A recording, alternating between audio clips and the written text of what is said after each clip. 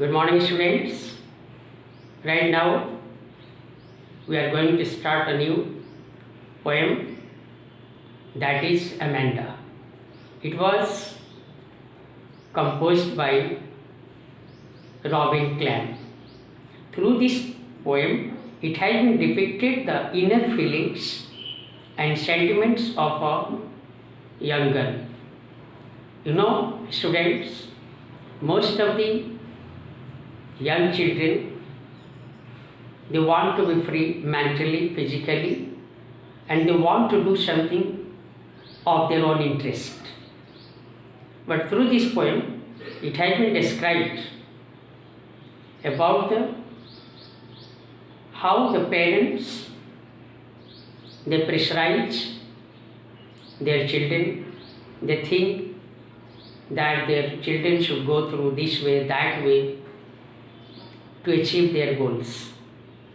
In this regard, let's go through the line by line about the poems and come to know what happens in this very poem, Amanda. Here, it has been already felt that parents, time to time, they used to advise their children. It may be some sort of positive thinking, but as you know, like bird, everyone or every child wants to be free, move freely like this. What happens? Let's see. Don't bite your nails, Amanda. It is the advice from Amanda, a girl whose parents advise her कि आप अपने nail को bite मत करो. Don't hunch your shoulders, Amanda, means आप झुक करके अपने शोल्डर्स को मत रखो, कंधे झुकाओ मत, क्योंकि इस तरह से क्या होता है कि आपके बैक पे हम्प हो जाता है, ऐसे दिखाई देने लगता है. That is not good. Means be in proper physique. Stop the slouching, means टहलने के टाइम में आप झुको मत, आपको एंड सिट अप अपराइट. एमेंडा, एमेंडा, आप बैठने के टाइम में अपने शरीर को एकदम स्ट्रेट रखो, कहीं भी झुकना नहीं चाहिए. तो लाइक दिस ना advices are given. There is a language emerald sea. You know, समुद्र जो नीचे के तल में जो पत्थर है, जो स्टोन है, वो कंप्लीट साइलेंट है, उसकी कंप्लीट क्वाइट पोजीशन में है, अर्थात उसको कोई डिस्टर्ब नहीं कर रहा है. Similarly, where the sole inhabitant is me, a mermaid drifting blissfully, अर्थात उस समुद्र के बॉटम में, तल में एकमात्र कोई अगर कोई जीव है, वो है आपका mermaid. Mermaid stands for such a women, I mean a physique जिसका अपर पार्ट वुमेन की तरह होता है और उसका लोअर पार्ट फिश की तरह होता है. So it's a imagination. It's imagination has been created by the poet. और इस माध्यम से पोएट ये बात बताना चाहते हैं कि किस तरह से एक मरमेड जो समुद्र में बिना किसी डिस्टर्बेंस के ब्लिसफुली, आनंद पूर्वक, पूरे आनंद के साथ हो, जिधर मूव करना है उधर मूव करती है. उसके ऊपर किसी प्रकार का प्रेशर, दबाव नहीं है. नाउ फिर उसके पेरेंट्स उसके ऊपर पूछते हैं, उससे पूछते हैं, प्रेशर बनाते हैं. Did you finish your homework, Amanda? Did you tidy your room, Amanda? Amanda, क्या तुमने अपना होमवर्क फिनिश किया? क्या आपने अपने रूम की साफ सफाई की?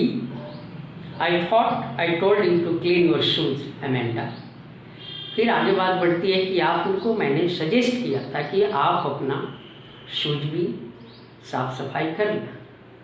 तो इस तरह के एडवाइस, इस तरह के प्रेशर अपने बच्चों पे पेरेंट्स द्वारा दिए जाते हैं, होमवर्क के द्वारा, साफ सफाई के द्वारा। Like this, I am N orphan. वो कहती है एमेंडा कि मैं एक असहाय हो गई हूँ। क्यों भाई? रोमिंग द स्ट्रीट, शहर में, गलियों में इसी तरह से घूमते हुए, I pattern soft dust with my hushed bare feet. अर्थात इस तरह से वॉक करती है, फिर भी उसके शूज के द्वारा धूल तो उड़ते हैं और उसके खाली पैर में विथ माई हस्ट साइलेंट, बड़े धीरे से चलती है। इसके बाद भी जो धूलकण है, जब कभी वो खाली पैर चलती है तो धूल से भर जाता है। The silence is golden. निश्चित रूप से वो कहती है कि वो जब स्टेट में घूमती है, चलती है, I pattern soft dust with my hushed bare feet. अर्थात खाली पैर में भी जो धूल है उसको कोशिश करती है कितनी क्वाइटली वो वॉक करे तो धूलकण उसके शरीर पे, उसके पैरों पे ना चिपके। इस तरह की स्थिति में साइलेंस को यहाँ पे उस एमेंडा के द्वारा कहा गया है कि साइलेंस इज गोल्डन। निश्चित रूप से कहा जाता है कि silence is golden, but silence is there which is just standing for golden, but according to Amanda, depicted by the poet, freedom is sweet। स्वतंत्रता और खुली छूट, मुक्त वातावरण अत्यंत मनोरम होता है, मधुर होता है। Don't eat that chocolate Amanda. फिर एमेंडा पे प्रेशराइज किया जाता है, उसको कन्विंस किया जाता है, उसको एडवाइस किया जाता है कि आप एमेंडा चॉकलेट नहीं खाओ। Remember your acne Amanda. जो अपने फेस पे जो मुहासे वगैरह हो जाते हैं, फुंसी वगैरह, उसके बारे में उसका ध्यान आकर्षित कराया जाता है कि don't eat chocolate, be careful of your acne. तो इस तरह से उसको रोका जाता है। Will you please look at me when I am speaking to you Amanda. और जब कभी जो स्पीकर है वो एमेंडा को याद दिलाता है कि क्या तुम मेरी बात ध्यान से सुन रही हो, मेरी तरफ देखो, मैं बोल क्या रहा हूँ। इस तरह की बातें, इस तरह की प्रेशर उसके ऊपर हमेशा आते रहता है। I am reputation, I have not a care. आपको पता होगा रेपुटेशन एक क्वीन होती है, यंग गर्ल होती है। ये जर्मन स्टोरी है, फेरी टेल है, जो कभी किसी समय में वो अपनी रक्षा के लिए एक बहुत बड़े हाई बिल्डिंग के टावर पर चढ़ जाती है, जहाँ पे वो कहते हैं कि कोई केयर करने की आवश्यकता नहीं है। Life in A tower is tranquil and real. कहती है कि इस टावर पे जो जीवन है एकदम शांत है। There is quietness regarding the life on the tower and it happens rarely in our lifes. हमारे जीवन में इस तरह की घटनाएं कभी कभार होती है, बहुत रेयरली होती है, जिसकी रक्षा एक किंग आकर के, यंग किंग उसकी रक्षा करता है।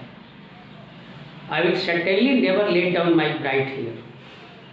होता क्या है कि जिस प्रकार से वो क्वीन टावर पे है, उसको अब कोई केयर नहीं है, कंप्लीट रिलैक्स्ड है, शांत है, किंतु उसकी रक्षा होती है, उसके बालों को पकड़कर उसे बचाया जाता है।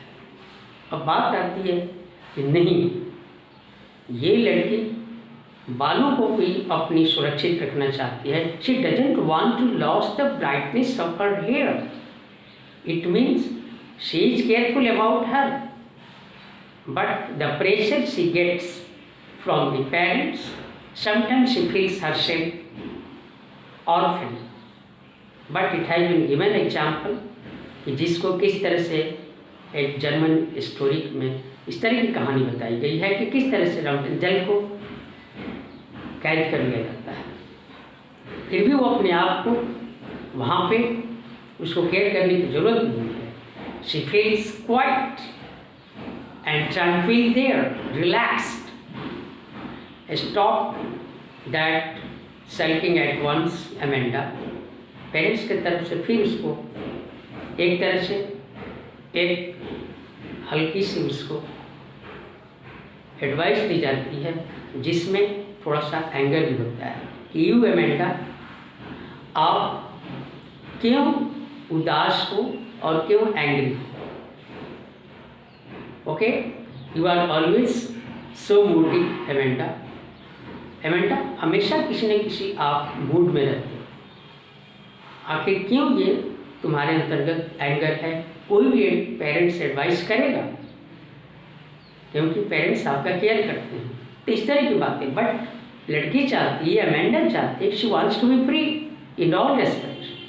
She should not be always given that, do that Amanda, walk like this, don't eat chocolate like this.